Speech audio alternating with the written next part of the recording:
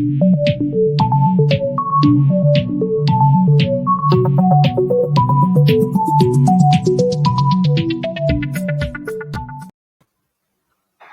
afternoon, welcome to Canna News Africa, where we bring you the latest, the greatest, sometimes not the greatest, news of all things happening across the continent and in South Africa to do with cannabis.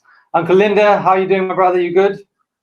I'm good, man. Just a little cold, but having a bit of sunshine today, so I'm feeling a little bit more refreshed.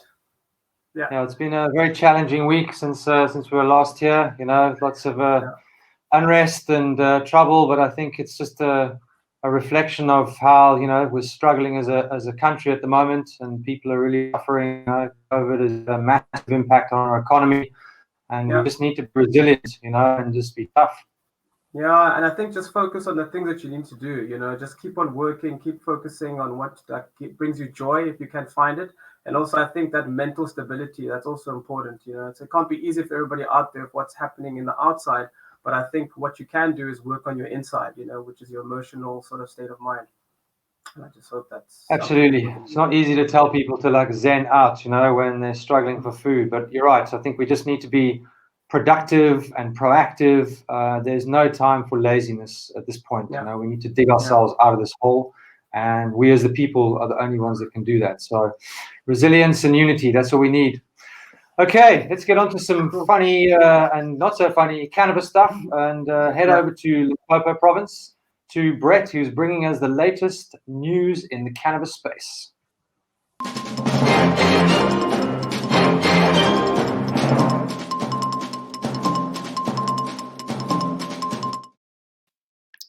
Hi, good day, everybody. This is the latest Canna News Africa. And we're talking with biopiracy. That's the main point, and the danger facing South Africa's fledgling legal cannabis industry. Biopiracy is the theft of genetic plant material, the hijacking of intellectual property, as it were, of our unique land races. This warning has been sounded by Fields of Hemp founder Ayanda Bam, who says there's no provision in the National Cannabis Master Plan for protection of indigenous cannabis strains. He says the Durban poison brand has already been lost to Dutch company Sensi Seeds, and that more of the region's world-famous strains, such as Pondo Gold, will follow suit unless the government wakes up and guards its natural resources. What's worse, he says, is that we don't even really know what's out there in the Eastern Cape foothills in terms of cannabis genetics. One of the remedies he's suggesting is bioprospecting. That is, give researchers the license to understand our cannabis genetics and the areas from which they emerge, and then incorporate these into a protective legal framework. First mover advantage often comes at a cost. Ask the owners of cannabis businesses that Labat has been snapping up over the past 18 months. They were all paid in Labat shares valued at R1 a share, and now with the JSE-listed company restating its financials, the shares dropped to around 25 cents. So the following companies have seen their value drop by 75% since Labat got hold of them. That's Canna Africa, Biodata, Ace Genetics, and Leaf Botanicals. Labat says it's staying the course with its cannabis strategy, and that it depends on government to clarify its cannabis framework before it can gain trajectory. Although Labat's partners, who are now minority shareholders, are in for the long haul, do expect some dissent in the ranks and possibly lawsuits, as the marijuana boom remains elusive. Prospective South African hemp farmers are facing more bureaucratic hurdles to getting seed in the ground. It's now highly unlikely that the much-vaunted fast-tracking of hemp licenses promised by Department of Agriculture, Land Reform and Rural Development Minister is going to happen anytime soon. Contrary to earlier indications that the department has taken over the regulatory framework for hemp, it now emerges that hemp farmers are still facing a mountain of bureaucracy. They are caught in a power struggle between the Health and Agriculture departments and now need 3 permits to import hemp seed. And to make matters worse, our own homegrown hemp cultivars, SA Hemp 1 and SA Hemp 2, are not even registered with our National Seed Registry yet, even though government's been working on a plan for 30 years. On a more positive note, the newest cannabis multinational in the world, Akanda, has its sights set on developing the planet's largest weed farm in Lesotho. Akanda is a result of Canadian cannabis giant Halo Collective restructuring its international operations and merging Lesotho's Bophelo Wellness with its UK distribution network. Bophelo is the core tenant in Lesotho's Special Economic Zone, designed to attract cannabis companies, and has 200 hectares of potential growing space. Akanda's CEO, Tej Virk, told Canna News Africa in an exclusive that Southern Africa is one of the best places to grow weed in the world. There's been a shift from the black market to the legal regulated market. There's definitely people who were growing and cultivating in the black market who've moved into the legal market. The same opportunity exists for South Africa and Lesotho. It's happening potentially in Mexico, right? Mexico will be a great template to observe because you have a lot of black market activity, and they're moving into some kind of legal paradigm, and that's in the process. That's Akanda CEO Tej Virk speaking exclusively to us from his home in London. And then back to you, Trenton. Thanks, Brett. As always, ups and downs in the sort of cannabis industry. I find the biopiracy conversation really interesting. It just it seems bizarre that we're only having this conversation now. When Durban poison always being the kind of flagship landrace strain that we have is continually talked about. We've had gold piracy, platinum piracy. It doesn't stop. And while I'm open to free markets, I do believe there needs to be a certain amount of protectionism. What we also, this opens up a big conversation, is around a lot of the other traditional sort of medicine that we have in South Africa. The sort of indigenous knowledge systems that we have, the plants that we have that are not as mainstream as cannabis, that are also part of the traditional and natural ecosphere of South Africa. And how are we going to protect those? So I absolutely agree. We have to somehow make sure that international companies don't come in and divide and conquer. Interesting to see that Canna are moving back in after the Canadians sort of exited, and now they're coming back. Lesotho must be a damn good place to grow cannabis, Well, that Tej said that he described Lesotho in South Africa as having places that were like California plus in terms of the natural conditions in which to ideally cultivate sativa, especially. And, it is quite interesting, just coming back to what you said earlier about biopiracy and protecting our sort of biological intellectual property, as it were. Cannabis, as it's used in traditional medicine, is often infused or used a lot with other medicines, which makes the whole legalizing medicinal cannabis debate quite strange from an African perspective. It always has been used. It's not a standalone product. And that is one of the things that I think that we should be embracing as part of the new National Cannabis Master Plan, is just to see how things go beyond cannabis itself and actually integrated into other indigenous plant systems and knowledge systems. Yeah, absolutely. Also just sad news, for the industry with Labat. I know they get bashed a lot, and there are reasons for where they might be, but one of the reasons they are where they are is certainly slow legislation. Let's have a chat about the hemp situation after we've crossed over to Noxy.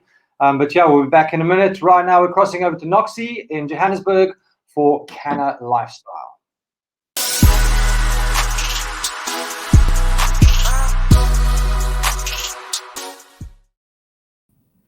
Thank you, Trenton. Well, in Canna Lifestyle News today, we talk research and discoveries. The more the world opens up to cannabis, the more the research.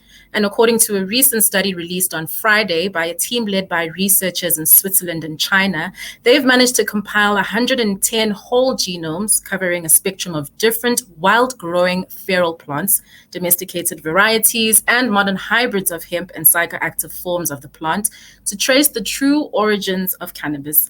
Now, it was previously commonly known that cannabis's earliest roots may have stemmed from South Asia, but the scientists have found that its true origins may have stemmed from northwestern China. Researchers found that the cannabis sativa species likely emerged in that region from 12,000 to 3,000 BC. Now, how's that for a history lesson? Back to you, Trenton and Linda. So basically, it's all the Chinese fault that we're all getting higher. That causes all the issues. To blame. Can we blame them for the virus? I don't know. Let's not get into that debate here. No. It's clear that, thank them. It's clear, to continue the Kush Queen's history lesson, is that the Chinese were the first to start making use of early cannabis. And it seems that around 4,000 years ago, there was this defining split in the lineages where more hemp, industrial style, fibrous plants were cultivated, and then the more THC orientated psychoactive plants with medicinal qualities that were cultivated as well. So you see the split between hemp and other forms of cannabis sativa, happening from as long ago as around 4,000 years. And it's crazy that we're still having the debate today as to whether it should be legal or not. I mean, come on already. Well, I'm surprised that there aren't more hemp products that have come out of China. They've been growing hemp on scale for many, many years. I mean, do any of you own hemp products? Any of you own any hemp shirts or? I was given a very nice hemp knapsack by my sister for my last birthday. But you know where the real trick is in looking at where the automotive industry is going in terms of hemp parts and that, looking at our own automotive industry in the Eastern Cape and starting to try and get much beyond the conventional view of hemp being textiles and fabrics and shoes and clothing. But there are actually major industrial benefits that could emerge from a well-regulated hemp market that aims to service, for a start, the car industry, as well as all the other things that we're talking about. But it requires government to first come down and say, this is going to be the law, and make it easier for the entrepreneurs who are itching to get their hands into the space. Yeah, a lot of people talk about hemp being the forgotten child in the industry because we're so much focused on cannabis in itself for medicinal purposes. But I guess the whole value chain of what hemp can provide is something that's sort of like as an afterthought almost. Exactly. Yeah, Sorry, Jason? No, I was going to say it doesn't have to be an either or, which is what I think government's problem is. It cannot come to terms with adult use recreational cannabis, never mind even CBD, legalizing CBD medicine here. It's completely focused on hemp as a salvation, and it actually doesn't understand that we should be using the whole plant in terms of deriving the economic benefit of it. And I'm afraid until somebody bangs their head against the wall and lets them see differently, we're going to carry on down this path of cumbering our way into a sort of a smoke-filled hemp haze future. Seems to be such fear, from government. I mean, we were on a hemp session, a STAR session last week, and when you apply for hemp as a permit, you have to fence off the area that you hemp. It has to be under lock and key. Now that just takes all the rural farmers and throws them out of the window, which is ridiculous, and I know the guys are trying, but the reality is you guys need to try harder. It's taking too long. It's as simple as that. And as an industry, we're super frustrated with the amount of time it's taking. There have been years and years to bring this online. There's talk about legislation, going federal in the States. There's talk about recreational coming to the table very, very quickly in Europe. We've had this bill on the table for going on 3 years and still no legal framework. So I think it's actually a disgrace what our government is doing at the moment. I think it's a disgrace what SAPA are doing at the moment. And there are no excuses, guys. At the end of the day, we need this industry to come online now for our economy so that our people can eat, so we don't have riots and we don't have starvation. So I think it's actually enough, So we've got a webinar actually this week on the hemp industry. We've got another webinar next week with the CTAA to drive the sort of agenda and talk about this legislation crisis, because we are certainly in a legislation crisis at the moment. A lot of intelligent people working in this space. The industry is moving forward at warp speed internationally. It's over for talk. We want action. We want to move forward and make this industry work for us. Preach. Amen. Over. Amen. And what's worse in all of this is that government desperately needs the revenue for its fiscus. And according to Silverleaf's Pierre van der Hoeven, there are literally tens of millions, if not 100 million rand or so, waiting around the circles for investments until South Africa gets its regulatory framework in order. And the one thing that everybody's actually waiting for is domestic legalization and regulation, because that's when you'll start developing the local brands. That's when we'll be able to start exporting Durban poison, if we can get our rights back to New York, and developing we cannot develop an international profile in the cannabis industry unless we do it on the back of a well-developed local industry. Here's where we've got to make our mistakes, bring the guys into the net in terms of the illegal growers, develop local brands like Leaflo, and just find our feet in the space. Everybody else is doing it, from Mexico to Italy to the Latin American companies. We say we're going to do it, but somehow there's this solipsism or this kind of slow sleepwalking that our government specializes in. Yeah, absolutely. Well, only we can do this. We've got to keep pushing, keep driving it forward.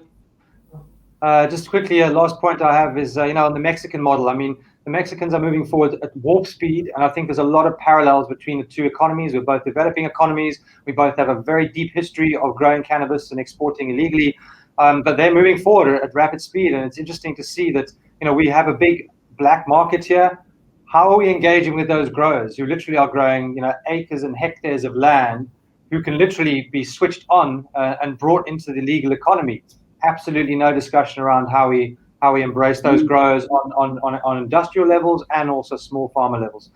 So a lot of work to be done, but we keep pushing forward. The plant will survive and push its head out of the soil, whether we like it or not. Also, growing season is coming up soon, so I think our mandate at the moment is everyone must grow. Just plant as many plants as possible. If every single house is growing cannabis, they're never going to be able to visit every house. So, you know, let's gear up for the September and get growing. Yeah, are you guys growing this season? I'm I'm definitely growing. I'm terrible. It's mandatory. It's mandatory in Lesotho. I mean, in Limpopo to grow. I'm moving to conservation skills. Great. Well, moving to Limpopo then. Great, guys. Thanks very much for the update. Thank you, Noxy. Thank you, Linda. Thank you. Thanks, Have everyone. an awesome day, guys. Until next time, we'll see you next week from Canna News Africa. Ciao.